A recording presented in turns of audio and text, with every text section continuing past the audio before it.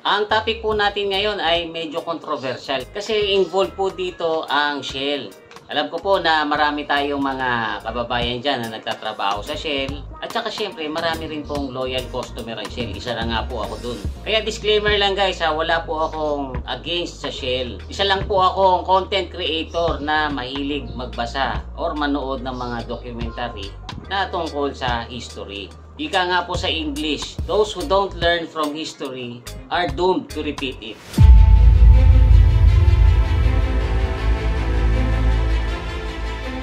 Noong 1833 ay mayroon pong successful na antique trader from London na ang pangalan ay Marcus Samuel. Dahil sa gusto niya pong mag-expand ng business ay naisipan niyang pumasok sa pag-i-import ng mga shell mula sa Far East. Kasi guys, nung mga panahon na yon ay in na in ang mga shell. Ginagamit po kasi ito noon sa interior design. At dahil sa mahusay po sa negosyo itong si Marcus ay nagtagumpay din siya dito sa pag-i-import ng shell. Pero nung tumanda siya at mamatay, ang negosyo po na ito ay iniwan niya dun sa dalawa niyang anak. Noong 1890, ito pong magkapatid ay nagpunta sa Caucasus. Doon po sa region na pagitan ng Black Sea at saka Caspian Sea. Ito po yung nagdudugtong sa Europe at saka sa Asia. Doon nila nakita na malaki pala ang potensyal ng market sa oil. Kasi ito po yung mga panahon na unti-unti na talagang umuuso ang mga sasakyan na may internal combustion engine.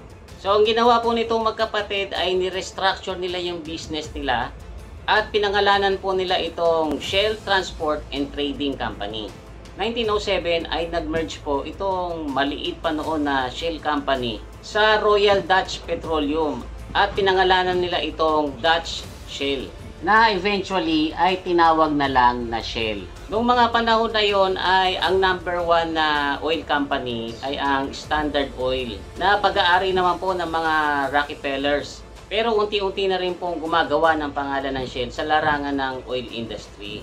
Tapos dumating ang malaking break nila noong pumutok ang World War I. Kasi sila po ang naging official na fuel supplier ng British Army.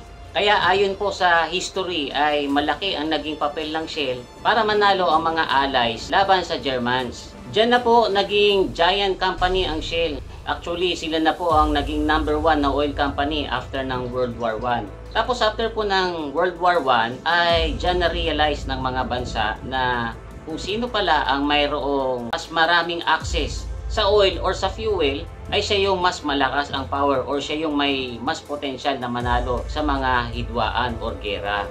At dahil sa naging number 1 oil company ang Shell, tumaas po ang demand para sa produkto nila. Kaya kailangan nilang makahanap ng pagkukuhanan ng oil. Kaya lang ang problema, yung mga bansa na mayayaman na mayroong oil ay hindi na sila papayag na iba pa ang magmina ng oil nila. Naging very protective na po itong mga bansa na malalakas doon sa kanilang mga oil reserves. So ang solusyon po ng Shell dyan ay kailangan nilang makahanap ng bansa na maraming oil na mahirap or yung walang kakayanang minahin yung oil reserves nila.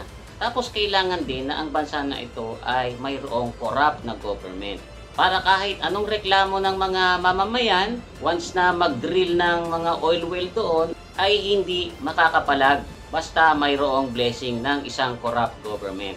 At noong nga pong late 1950s, ay natagpuan ng Shell ang Nigeria na fit naman dun sa kategory na kailangan nila. Maraming oil, mahirap, tapos corrupt ang government.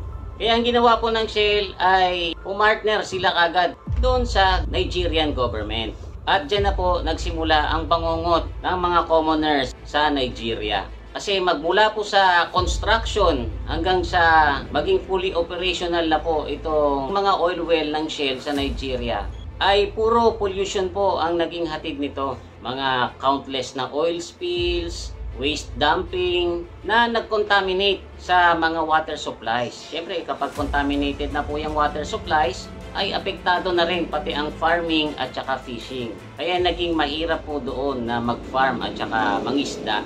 Hindi lang yan, napilitan po yung mga tao na inumin yung contaminated water na napag-alaman na nakakapagdulot pala ng cancer. Kaya ito pong mga mamamayan ng Nigeria na dati nang mahirap ay lalo pang naghirap. To the point na hindi na nila kinaya. May mga lumakas na ang loob para magprotesta. Gusto nila ay paalisin ang Shell. Kasi bukod sa hindi naman sila nakikinabang dito, ay sinisira pa nito ang kapaligiran kung saan sila kumukuha ng kabuhayan nila. Pero dahil siyempre malakas po ang pasok ng pera sa Shell, ay hindi po nila pinansin itong mga protesters. At instead ay tinapalan nila ng mas maraming pera yung government.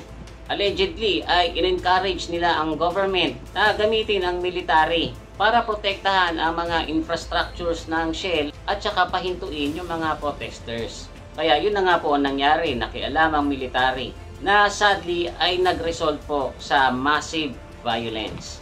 Kasi guys, hindi lang simpleng dispersal ang nangyari, kung hindi full-blown military assault. Nagkagulo, nagkabarilan, nagkahagisa ng granada na nagresulta sa 80 katao ang namatay at estimated na 600 na kabahayan ang nasunog or sinunog.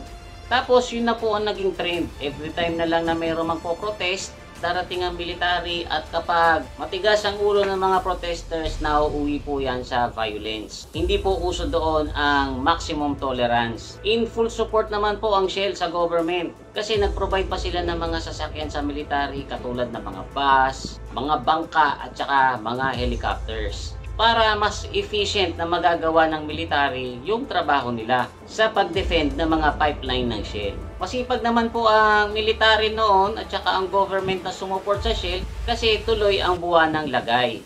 Pero kahit na ganyan po ang nangyayari sa Nigeria ay mayroon pa rin mga hindi nawawalan ng pag-asa. Isa na po dyan si Ken Saro-Wiwa na isang writer at environmental activist. Siya po ang presidente ng MOSAP or Movement for the Survival of the Agony People. Noong 1993 ay namuno po siya ng isang non-violent protest against sa pollution ng mga Agony lands and waters. Pero dahil sa sadyang maraming oil reserves sa ilalim ng Agony ay hindi magpapapigil ang Shell sa paggawa ng mga oil well dito at saka sa paglalatag ng mga pipeline. Lalo na't may blessing naman ng Nigerian government. Hanggang sa napuno na rin po siguro itong si Ken Saro-Wiwa ay mas dinalasan po niya ang mga protest. Tapos umabot na po sila sa suktulan na puwersa na silang isabotahe ang mga infrastructures ng Shell. Kaya every time na nagiging successful sila sa pagsasabotahe ng mga pipeline ay naihinto po ang operation ng Shell. Siyempre ayaw po ng Shell yan kasi millions ang nawawala sa kanila. Bukod sa natitigil yung pagmimina ay nagagastusan din sila sa pagpaparepair ng mga nasisirang pipeline. Kaya ang solusyon po dyan ay maturuan ng leksyon itong si Ken Saro-Wiwa. Diyan na po hindi maipaliwanag na pinatay ng mga di kilalang mga kabataan ang 4 na local chiefs ng MOSAP.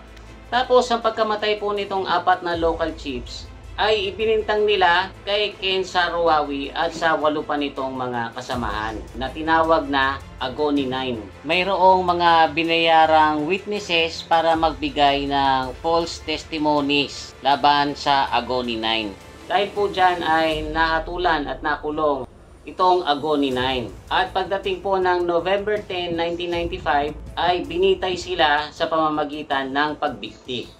Yan ay para matakot yung mga gustong magprotesta. Halos 3 dekada na po ang nakaraan, yung mga pamilya po nitong Agony 9 ay humihingi pa rin ng hustisya. At dahil sa alam nilang hindi nila ito makakamit sa Nigeria, ay sa ibang bansa po sila umanap ng hustisya. Kaya noong 2017 sa Netherlands ay nagsampa ng demanda itong mga naulila ng Agony 9 laban sa Shell. Dala-dala nila ang mga witnesses at saka yung mga umamin na binayaran sila ng Shell para ituro yung Agony 9. Sadly ay hindi po naging sapat ang mga testimony ng mga witnesses. Kaya naging mailap po ang hustisya para sa kanila. Pero nabigyan pa rin naman po ng total of $15.5 million ang ilang mga kapamilya ng mga activists. Kasama na po dyan yung mga naiwanan ng Agony 9. Ang sabi po ng mga international rights group na masusing inaral ang libu-libong internal documents ng Shell ay walang dudang in-encourage ng Shell ang Nigerian government na gamitin ang military na nagbunga ng mga karahasan na tulad ng unlawful killing, sex violations, tortures, at arsons. Pero hanggang sa ngayon po ay dinideny po yan ng Shell. So guys, I hope na na-enjoy nyo or nakapulutan nyo ng aral ang kwentuhan natin ngayon. Kung mayroon po kayong gustong idagdag sa kwento na ito, ay i-comment nyo lang po sa comment section natin sa baba. Tapos huwag nyo kakalimutan mag-like. Kasi dyan po ginigrade ng YouTube ang performance ng mga videos natin dyan sa mga likes nyo. So muli, ito po si Kuya Mikmik na nagsasabing palagi kang lamang pag marami kang alam. Bye-bye!